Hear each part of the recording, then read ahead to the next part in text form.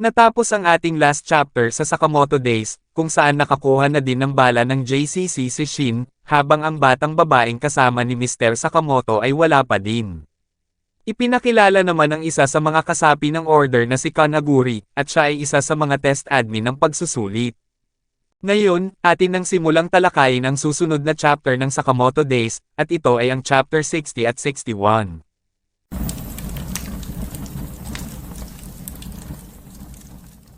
Nagsimula ang chapter, kung saan sinabi ni Kanaguri, na masaya akong nag-apply upang maglingkod bilang isang test admin, sa tingin ko makakakuha ako ng magagandang footage. Habang naglalaban ng mga aplikante at test admins, ay biglang nag-announce ang piloto at sinambit, na paalala sa lahat ng kumuha ng pagsusulit, mula sa 360 na kalahok, 277 na ang wala ng kakayahang magpatuloy, habang 63 na aplikante ang natitira. Tinatayang 30 minuto na lang bago makarating sa destinasyon. Sana'y mag-enjoy kayo sa inyong biyahe. Sinabi ng co-pilot na ano ang masasabi mo tungkol sa pagsusulit ngayong taon. Sinambit ng piloto na ano ang masasabi ko dito. Isa itong sakuna. Hindi pa natin kailanman naranasan na higit sa kalahati ng mga test admin ang natanggal. Pero syempre, hindi naman talaga iyon masyadong alalahanin sa atin bilang mga piloto. Inilipat naman ang scene kay Shin, kung saan tumatakbo ito upang puntahan si Mr. Sakamoto, habang si Mafuyo ay sinusundan siya. Sinaad ni Shin, na bakit mo ako sinusundan, habang tinanong ni Mafuyo, na bakit ka sumali sa transfer test. Sinabi ni Shin, na wala ka ng paki dito, habang may kumukuha naman sa kanila ng video at ito ay si Kanaguri. Sinambit ni Kanaguri na mga bata, mga baguhan, sa hitsura pa lang, bakit nila pinili ang landas ng pagiging assassin sa murang edad. Napakaganda, ngayon, dahan-daang mag-zoom, mas maayos pa. Huwag galawin ang camera track. Si Kanaguri ay nakasakay sa isang cart na para ba siyang isang camera dolly. Sinabi pa niya, na cut. Napakagandang mga ekspresyon. Binigyan ni Kanaguri ang aplikante na tumulong sa kanya ng bala ng JCC habang sinasabi na maayos ang trabaho mo. Tinignan ni Shin at Mafuyo si Kanaguri at napag-alaman nila kaagad na isa siyang test admin. Hindi naman makapaniwala si Shin sa kanyang nakita at sinaad na sandali, siya ba yun? Si Kanaguri, ang movie director. Sinambit ni Kanaguri na ano? Kilala mo kung sino ako?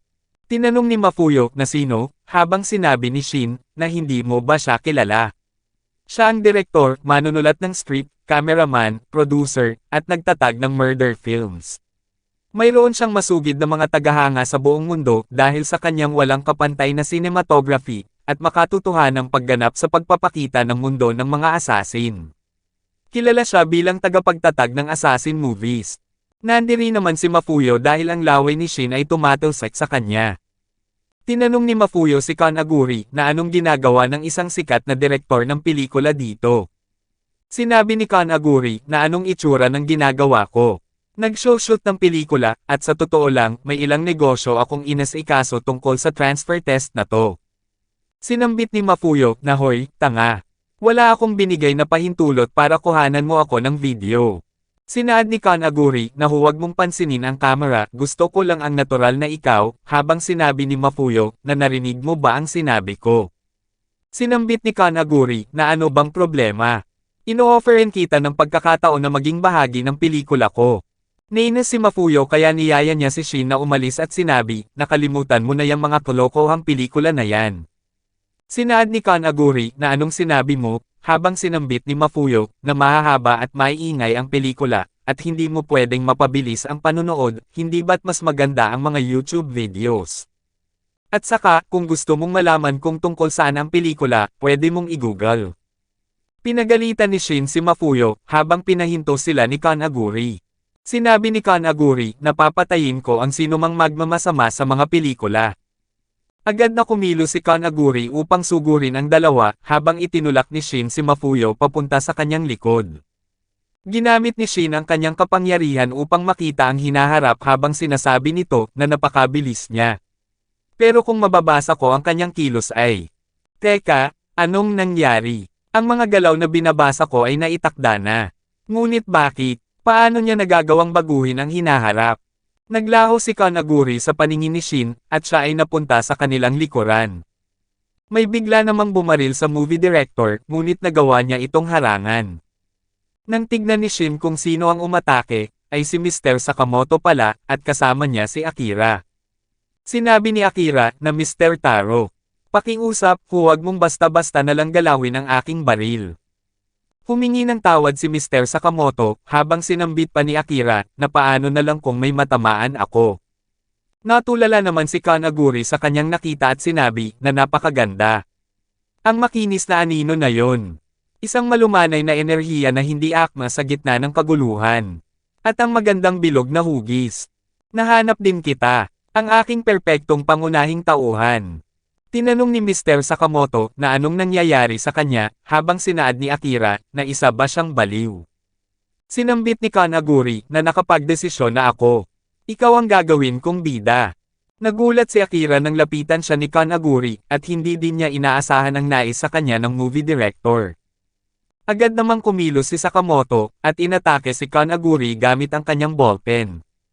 Mabilis namang nakalayo si Kanaguri kasama si Akira at sinabi na ang mga pelikula ay tungkol sa pagkuha ng pagkakataon. Kinuha din pala ni Kanaguri ang mga bala na nasa bulsa ni Taro at sinabi pa nito na kailangan magsimula ng isang makapangyarihan, isang nakakawiling bagay. Alam ko na. Nagpakawala ng isang bala si Kanaguri na dumaan sa mukha ni Mr. Sakamoto, at pagkatapos ay tumagos ito kung nasaan ang mga piloto.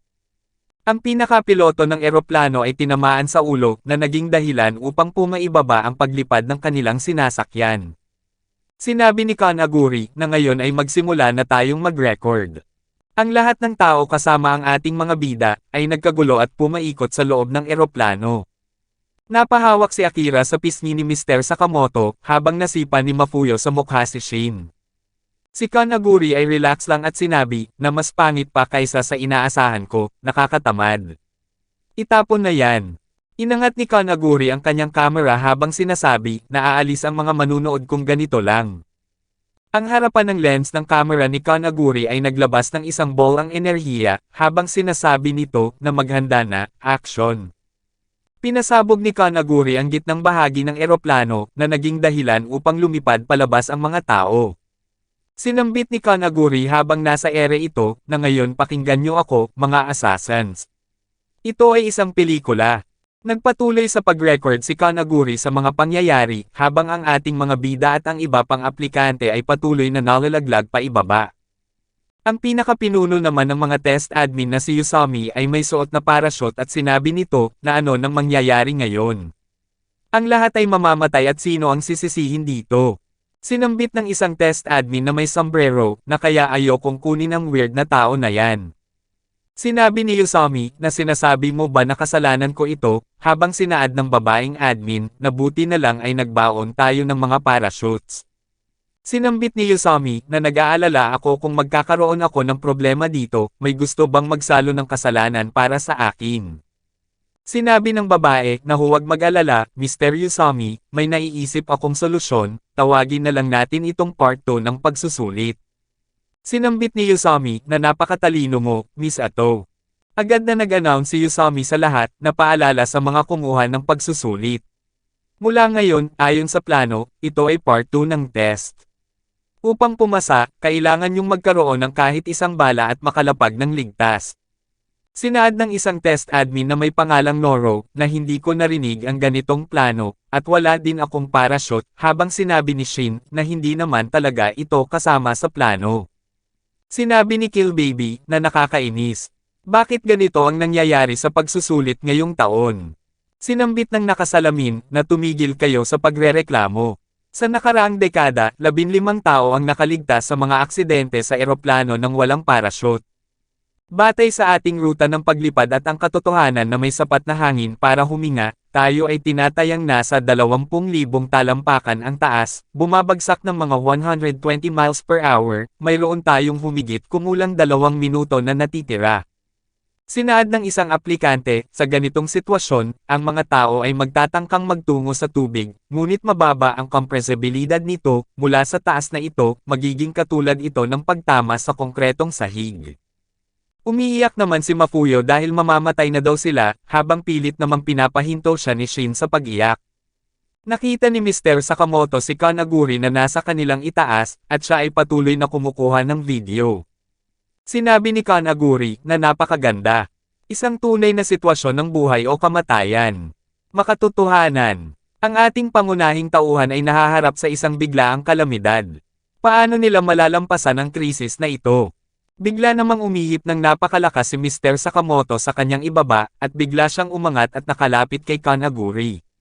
Sinipa ni Mr. Sakamoto si Kanaguri, ngunit nagawa naman itong makadepensa. Pinatalsik ni Kanaguri si Taro palayo, ngunit ang pakay pala ni Sakamoto ay ang mga bala na kanyang nakuha. Sinabi ni Kanaguri, nakahanga-hanga. Isang mahusay na sumusuportang karakter. Sinambit ni Shin, nakalimutan mo na ang gunggong na yan, Mr. Sakamoto. Kailangan nating alamin kung paano tayo makakalapag. Sinaad ni Taro, na pero kahit na magtagumpay tayo sa paglapag, kung wala ang mga bala, mabibigo tayo sa pagsusulit. Muli namang humanga si Akira kay Taro at sinabi sa kanyang sarili, na sino ba talaga ang lalaking ito. Habang ang lahat ay nagpapanik, siya ay nag-iisip tungkol sa kung anong mangyayari pagkatapos. Kinuha ni Mr. Sakamoto ang kanyang apron at sinabi, na huwag kang mag-alala Shin. Naisip ko na mangyayari ito, kaya nagdala ako ng apron. Natuwa si Shin at sinabi, na pwede nating gamitin yan bilang parachute. Hindi naman bumagal sa pagbaba si Mr. Sakamoto nang gawin niyang parachute ang apron, at labis na natarante si Shin. Sinabi ni Akira sa kanyang sarili, na hindi sumusuko si Mr. Taro. Ang panonood sa kanya ay nagbibigay sa akin ng tapang. Hindi rin ako susuko. Kailangan ko lang gamitin ang bawat kasanayan ko sa aking toolkit. Kaya ano ang mga kasanayan ko? Paghuhugas ng damit, paglilinis, pananahi, at mga gawain sa bahay. Biglang naalala ni Akira ang kanyang nakaraan, kung saan may nagsabi sa kanya, na pasensya na, Akira, pero pwede mo bang ayusin ang butones ko? Magiging mahusay kang asawa, Akira. Kalimutan mo na yung pagiging assassin na yan. Pagkatapos ng maikling flashback, ay inalis ni Akira ang suot niyang jacket at sinabihan ang lahat, na kailangan kong gawin ito. Kayong lahat, alisin niyo ang suot niyong damit ngayon din. Wala nang oras para magpaliwanag pa. Agad na inalis ni Shin at Mr. Sakamoto ang kanilang damit at ibinigay kay Akira. Ayaw namang alisin ni Mafuyo ang kanyang damit dahil nilalamig siya, habang pinilit naman siya ni Shin. Si Kill Baby ay inalis din ang lahat ng kanyang damit, habang tinanong siya ni Shin, na sobra naman yan, at sino ka? Naglabas ng karayom at sinulid si Akira habang sinasabi, na sobrang bihasa ako sa pagtatahi. Agad na kinuha ni Akira ang kanilang mga damit, at mabilis na pinagdikit-dikit ito gamit ang sinulid. Hindi inasahan ng apat ang nagawa ni Akira, at labis silang napahanga sa kanya. Pagkatapos tayhin ni Akira ang mga damit, ay hinawakan nila itong lahat, at ginawang parachute.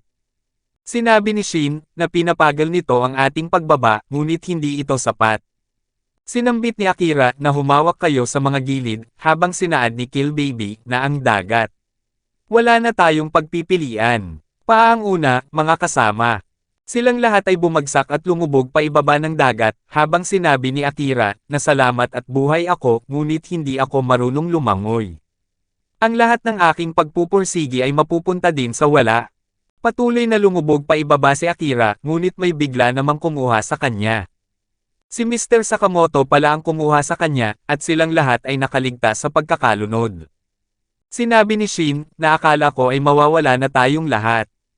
Sinambit ni Mafuyo, na ang aking sapatos ay puno ng tubig, habang sinaad ni Kill Baby, na gusto ko nang umuwi. Sinaad ni Mafuyo, na patayin natin ang director na yon, habang sinabi ni Shin, na hinding-hindi na ako manunood ng kanyang mga pelikula. May nakita namang bala ng JCC si Akira na nasa buhangin, habang sinabihan siya ni Shin, na bakit hindi mo yan kunin. Nag-aalangan si Akira habang sinambit ni Mr. Sakamoto, na huwag ka nang magtanong sa ngayon. Ikaw ang nagkamit ng bala na yan para sa sarili mo. Sinabi ni Akira, na tama. Ngayon ay makakapasa na ako sa part 2 ng exam. Sinambit ni Mafuyo, na mayroon din akong isa, habang sinaad ni Kill Baby, na wala akong ganyan, pero masaya ako na nabuhay ako. Tinignan naman ni Mr. Sakamoto ang parachute na kanilang ginamit, habang tinanong ni Shin, na anong meron, Mr. Sakamoto. Sinabi ni Mr. Sakamoto sa kanyang isipan na ang mga tahi na ito ay kahanga-hanga, ganito siya kalupit sa ilalim ng mga kondisyon, at sa bilis na yon. Anong meron sa batang to? Dito na natatapos ang chapter 60 at 61 ng Sakamoto Days. Paki-like and follow naman po ng ating Facebook page, nasa description po yung link. Muli huwag kalimutang mag-like, comment, share at subscribe sa ating channel. Salamat!